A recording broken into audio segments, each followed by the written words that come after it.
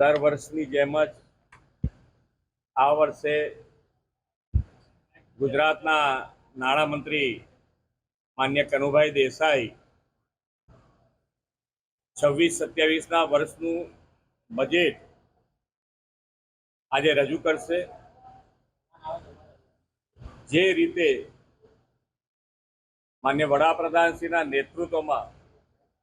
અત્યારે દેશ આગળ વધી રહ્યો છે અને વિકસિત ભારત તરફ આપણે આગળ વધવા માટે ગુજરાત પણ વિકસિત ગુજરાતના લીડ સાથે આગળ વધે, જન જનની સુખાકારી, જન જન માટે દરેકને ગૌરવ બનતું જીવન જીવવા માટે અને દરેકનો ખ્યાલ રાખીને છેવાડાના માણસનું ધ્યાન રાખી અને માન્ય કનુભાઈએ, હું વિશ્વાસ છે મને કે કનુભાઈ ખૂબ સારી રીતે જન સુખાકારીનું ધ્યાનમાં રાખીને આ બજેટ રજૂ કરશે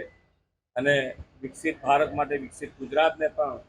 પ્રોત્સાહિત કરતું, એને આગળ લઈ જતું બજેટ, એનો વધુ ને વધુ મજબૂત પાયો કરતું બજેટ હશે।